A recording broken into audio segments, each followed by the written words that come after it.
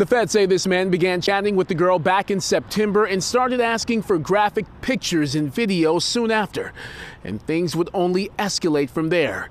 Federal agents raided his home 2 weeks ago.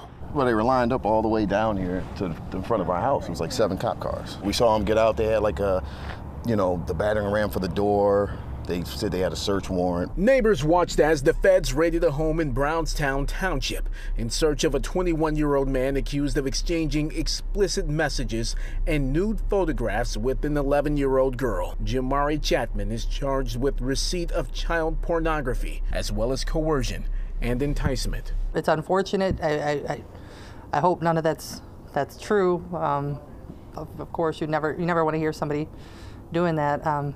If it is their son, I feel sorry for the parents because they really, that's unfortunate. They seem like good people.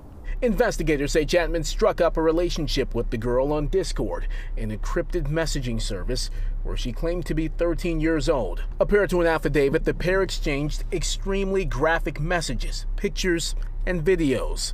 Chatman even drove more than 200 miles from Brownstown to the Cincinnati area to have sex with the girl.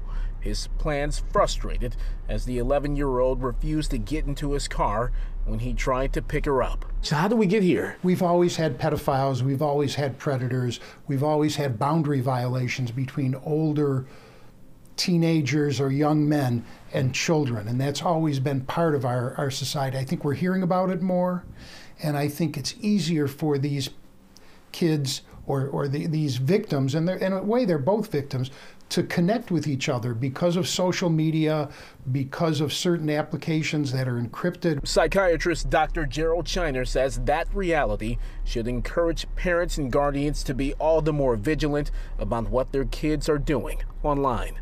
If you see the signs of your child being withdrawn, spending more time in their room, not spending time with their friends, being secretive, being anxious and nervous when you ask them what they're doing, being anxious and surprised when you open the door and go into their room. Those are the things you look at. And according to investigators, Chatman was in contact with other young girls as well.